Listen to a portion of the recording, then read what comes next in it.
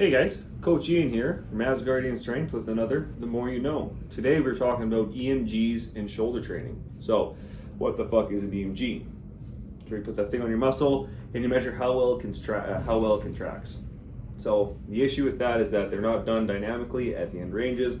They're just done isometrically, so just flexing in one position, and then they're not doing that, like I said, at the end range. It's just in the middle of that range of motion. So take that with a grain of salt. As well, we want to be doing these long term. We need to be measuring the EMG, which is how much that muscle is contracting, along with how much muscle building or hypertrophy it produces with that exercise. So the three exercises that this one study used was a overhead press, it was a seated lateral raise, and then it was a dumbbell tech fly, and the seated overhead press. The overhead press was seated. So in this study, they found anterior delt very predominant with all three of those movements. The lateral delt was more predominant with the overhead press and the lateral raise, and then the rear delt was really only associated with the lateral raise. So what you can kind of pick from that is that if you're training your shoulders, things like overhead press, dumbbell pec flies are fantastic for hitting the anterior delt. If you're wanting more the lateral delt, that lateral fly and then the overhead press are going to be good for you. But when it comes to that rear delt, you're going to have to do direct work on it. You can do some compound movement, so multiple joints like a lat pull down, but you're not going to get the same effect as if you isolate it with, like, say, the pec deck rear delt fly. All right.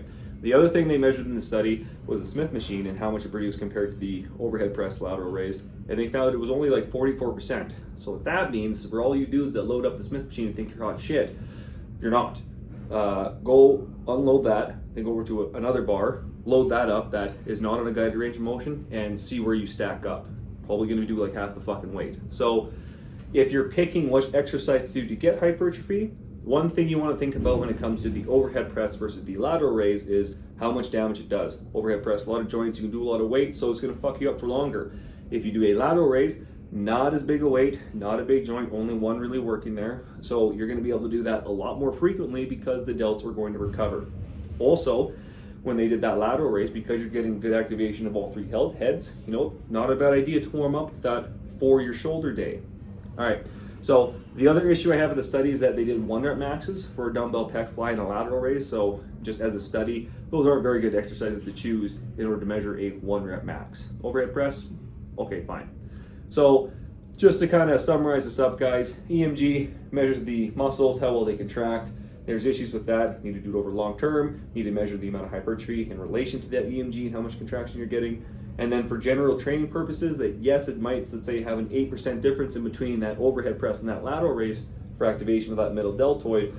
But when it comes to actually training it, you're doing so much weight on that overhead press, it's fucking you up for so much longer that is it really going to be worth it? Look at the really big bodybuilders. There's a reason why they use cables. It's because that they do less overall systematic fatigue. They just isolate that one muscle and it recovers a lot faster for them to get that work in. So, all right, guys, that's the more you know on how to train your shoulders. Happy lifting. Boop.